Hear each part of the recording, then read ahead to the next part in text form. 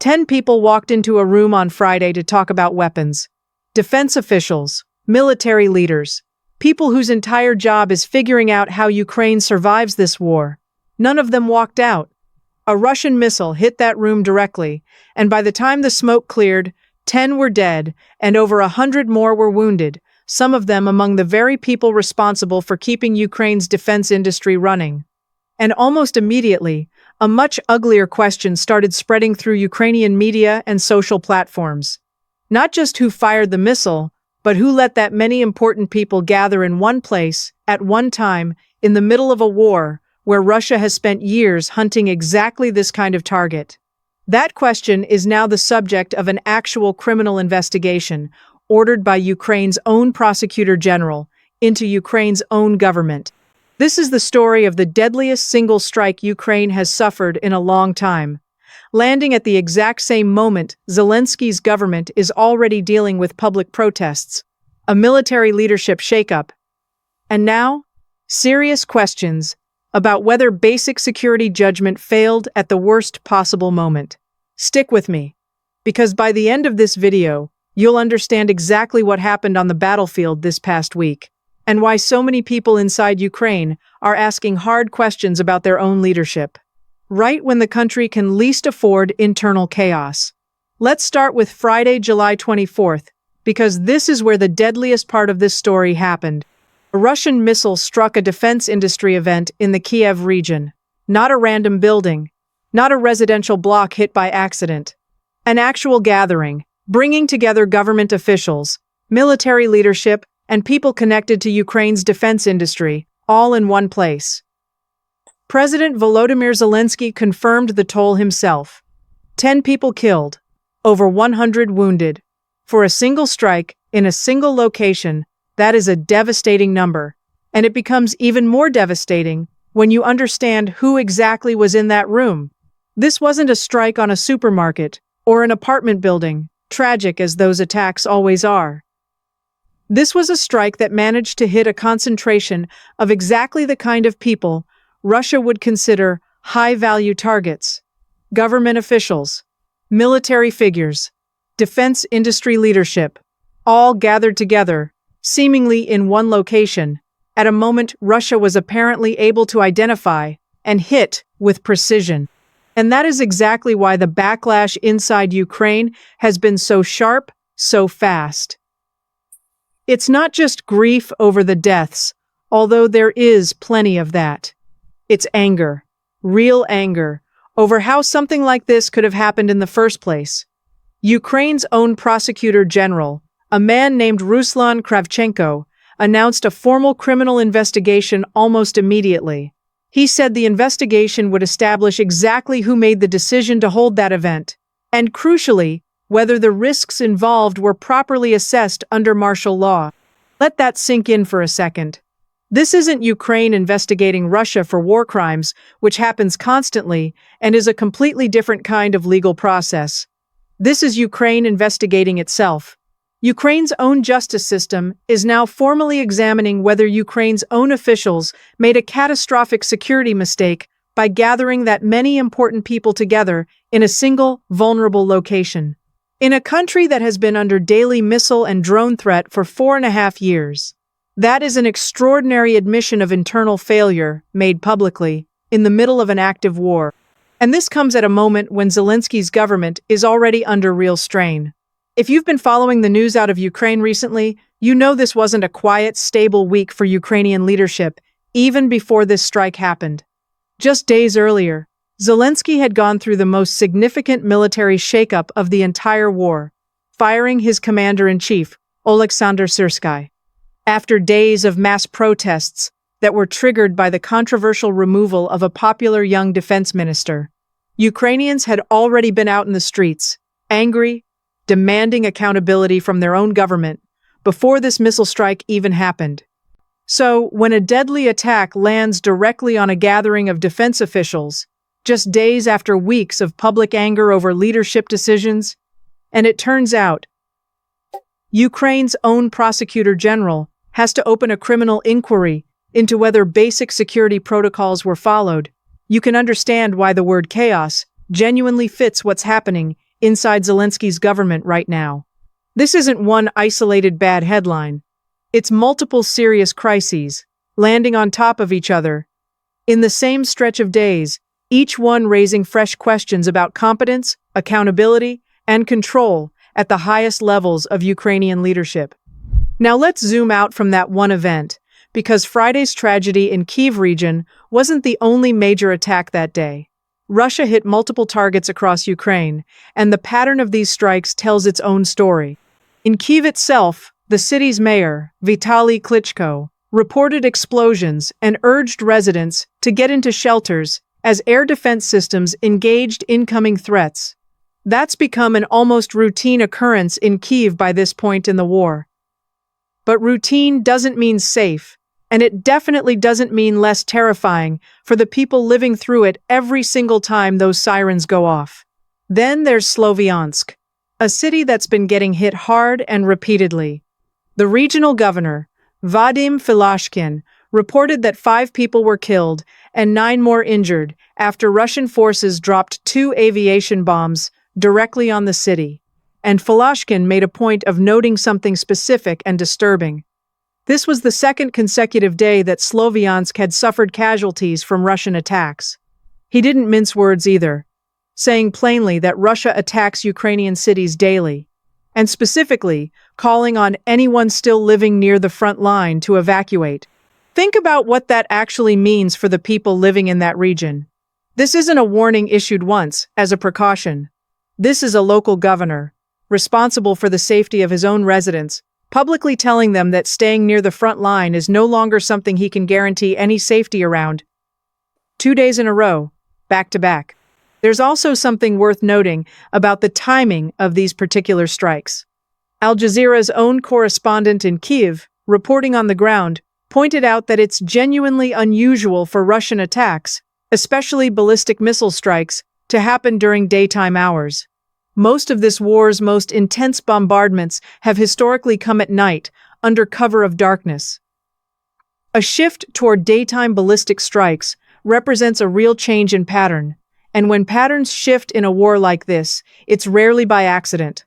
It usually signals something about new capabilities, new targeting information, or a deliberate change in strategy by the attacking side. Down in Mykolaiv region, in southern Ukraine, a Russian drone attack hit port infrastructure and damaged 2 civilian vessels. Thankfully, no one was reported injured in that particular strike, but it adds to a growing list of attacks, specifically targeting Ukraine's ports and shipping infrastructure. The kind of economic lifelines that matter enormously for a country trying to keep trade and supplies moving, even in the middle of a war. And on the ground, Russia claimed to have taken control of 2 villages in Ukraine's Kharkiv region, called Zakharivka and Ivashchin. Russia also claimed its forces had struck 27 vessels used by the Ukrainian military over the past week alone. Now, claims made by the Russian side always deserve a healthy amount of skepticism, since wartime claims from any government involved in active combat tend to be shaped to look as favorable as possible. But even accounting for that, the scale of these claimed numbers gives you a sense of just how intense and constant this fighting has become along multiple fronts simultaneously. Perhaps most alarming of all, Al Jazeera's correspondent reported that certain Telegram channels and officials were already warning that another massive attack could be imminent within the coming days. According to that reporting, ballistic missile threats aimed at Ukrainian cities have been steadily escalating throughout the summer, with absolutely no signs of slowing down. So this isn't a story about one terrible day. It's a story about an escalating pattern that Ukrainian officials themselves are bracing for more of in the very near future. Now, let's flip over to the other side of this conflict, because Ukraine wasn't just absorbing hits that day. Ukraine was landing its own strikes deep inside Russian territory, and the scale of that response is genuinely significant. In Russia's Kyiv region, a Ukrainian missile attack hit a factory, killing 6 people and injuring 26 more, according to the regional governor, Alexander Sokolov. Kyiv isn't some border town either. It's deep inside Russian territory, which tells you Ukraine's long-range strike capability continues to reach further and further into the Russian heartland, hitting industrial targets that likely feed directly into Russia's war effort. And once again, Wildberries warehouses got hit. If you've been following this channel, you already know this pattern, because Ukraine has been targeting Wildberries facilities repeatedly over the past several weeks. And Friday's attack was no exception. This time, strikes hit warehouses in St. Petersburg, in the surrounding Leningrad region, and in Simferopol, the main city in occupied Crimea. That means, as of this single attack, Wildberries warehouses have now been targeted 4 separate times since just the previous weekend. 4 times in roughly a week. That's not a random pattern. That's a sustained, deliberate campaign against a specific piece of Russian economic and logistics infrastructure. Wildberries founder Tatiana Kim addressed the strikes publicly herself, saying that staff had managed to save some of the premises and goods, and specifically thanking her employees for what she called a swift evacuation carried out across all the affected warehouses. She said that, according to preliminary reports, there were no casualties from these particular strikes, and that the company's current focus is on redistributing goods across its remaining warehouses to try to keep its business partners economically stable. Whether or not you believe Wildberries is truly just an innocent civilian retailer caught in the crossfire, or whether you buy Ukraine's argument that these warehouses have real, documented ties to military logistics and supply chains, one thing is clear. This is now a major ongoing front in this war, an economic front, and it's costing Russia real money, real infrastructure, and real disruption to a company that controls a massive share of Russian e-commerce. Zelenskyy himself weighed in publicly on these strikes too, posting on social media that Ukraine's operation against Russian logistics remains, in his words, underway, and specifically calling the attacks successful. That's not a subtle message. That's Ukraine's own president, publicly taking ownership of an ongoing campaign specifically designed to disrupt Russian logistics and economic infrastructure, even as his own government back home is dealing with the deadliest strike Ukraine has suffered in recent memory, and an active criminal investigation into security failures within his own administration. Meanwhile, according to Russia's own Ministry of Defense, Russian forces shot down 571 Ukrainian drones in a single overnight period, describing it as one of the largest barrages Kyiv has sent as part of its increasing long-range strike campaign. The ministry claimed these attacks targeted more than a dozen different Russian regions, along with occupied Crimea. Again, take Russian government claims about intercepted drone numbers with appropriate caution, since these figures are impossible to independently verify, and governments on both sides of this war have strong incentives to shape numbers in their own favor. But even a heavily discounted version of that figure still points to an absolutely massive wave of Ukrainian drones being sent deep into Russian territory in a single night, hitting more than a dozen regions simultaneously. That is a staggering scale of operation, regardless of exactly how many were actually intercepted versus how many got through. So, now, let's step back and put the full picture together, because this is where the real story starts to come into focus.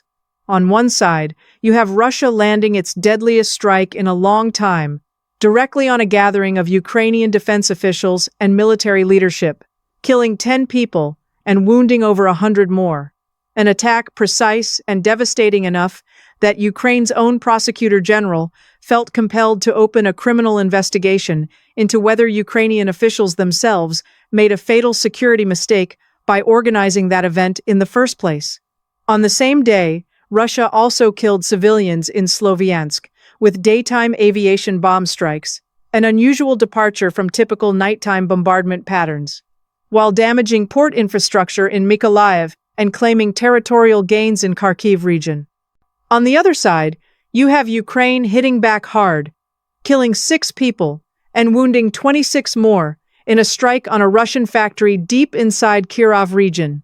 while simultaneously carrying out its fourth strike on Wildberries warehouses in just over a week, hitting facilities in St. Petersburg, Leningrad region, and occupied Crimea, all part of a deliberate, sustained campaign against Russian logistics infrastructure that Zelenskyy himself is publicly championing as an ongoing success. And underneath all of that, weaving through both sides of this fighting, is a government in Kyiv that is simultaneously trying to run a war, manage a public backlash from weeks of street protests, implement a brand new military command structure under a freshly appointed commander-in-chief, and now investigate its own potential security failures after the deadliest strike the country has suffered in recent memory. That is an enormous amount of simultaneous pressure for any government to handle, in any circumstances, let alone in the middle of an active war that's already stretched into its fifth year. So, is chaos really a fair word to use here? Let's actually think through that carefully, rather than just accepting a dramatic headline at face value.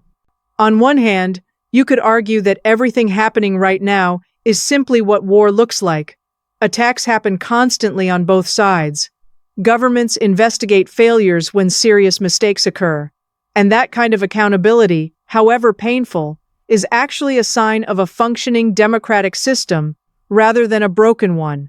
Ukraine holding itself accountable for potential security lapses rather than simply blaming Russia and moving on, could actually be viewed as a strength, a sign that Ukrainian institutions still function even under enormous strain. But, on the other hand, there's a real case that something more serious is happening here. You have a military command structure that just went through its biggest shakeup of the entire war, forced into existence by public protests, rather than proactive planning. You have a government now investigating whether its own officials created a fatal vulnerability by gathering high-value personnel together in one place. And you have all of this landing during a period when Russian attacks appear to be escalating in both frequency and unpredictability, with officials themselves warning that another massive strike could be coming any day. When you stack a leadership crisis, a security failure investigation, and an intensifying military threat all on top of each other, in the same narrow window of time, chaos starts to feel like a genuinely accurate description, not just a dramatic word chosen for a headline. What happens next probably depends heavily on how Ukraine's government handles the fallout from this specific investigation. If the inquiry into Friday's deadly strike reveals real, serious negligence, that could deepen public anger significantly, potentially reigniting the same kind of street protests that already forced Zelenskyy to remove his commander-in-chief just days earlier. If, on the other hand, the investigation concludes that this was simply an unfortunate case of Russian intelligence successfully identifying a target despite reasonable precautions, that outcome could actually help stabilize public confidence, at least somewhat, even amid an undeniably brutal and costly week. Either way, one thing seems clear. Zelenskyy's government is being tested right now on multiple fronts simultaneously. Militarily, politically, and institutionally, all at the exact same moment that Russia's attacks show no signs of slowing down, and while Ukraine's own long-range strikes, deep into Russian territory, continue expanding in scale and ambition. This is a government trying to fight a brutal, grinding war on the battlefield, while also fighting to maintain public trust and internal stability back home. And this past week made it painfully clear just how difficult it is to do both of those things successfully at the exact same time. Let's also take a moment to sit with the human cost here, because it's easy, especially in a video like this, to get lost in numbers, strategy, and political analysis, and lose sight of what those numbers actually represent. 10 people went to work on Friday, doing jobs connected to defending their country, and never came home. 5 more people in Sloviansk lost their lives to bombs dropped from the sky, in a city where residents are now being told outright that staying might not be safe anymore.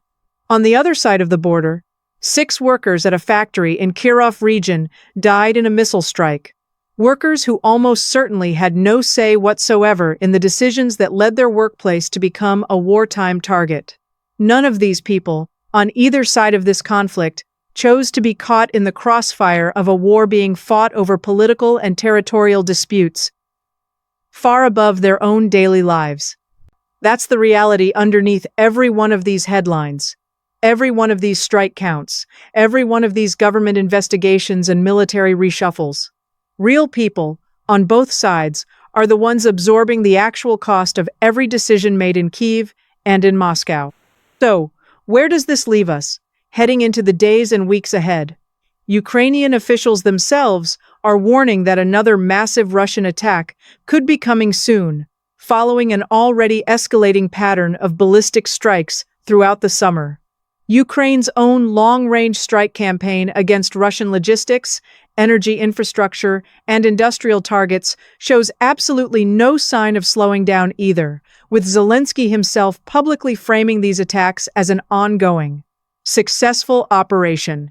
And back in Kyiv, a government still reeling from a major military leadership shakeup now has to manage the fallout from a criminal investigation into whether its own decisions contributed to the deadliest single strike Ukraine has suffered in recent memory. This is a war being fought on multiple fronts at once. Not just the physical front line separating Ukrainian and Russian forces, but an economic front, targeting warehouses and factories, a political front playing out in the streets of Kyiv, and in emergency criminal investigations, and an institutional front, testing whether Ukraine's government and military command structure can hold together under this level of simultaneous, compounding pressure. Whether Zelensky's government manages to steady itself in the days ahead, or whether this past week turns out to be just the beginning of a much deeper unraveling, is something nobody can say for certain right now. But what's absolutely clear is this. The idea that either side in this war has settled into some kind of stable, predictable rhythm is simply not true. Both Ukraine and Russia are still escalating, still adapting, and still absorbing devastating losses. And the government leading Ukraine through all of it is now being tested on more fronts simultaneously than at almost any other point since this war began.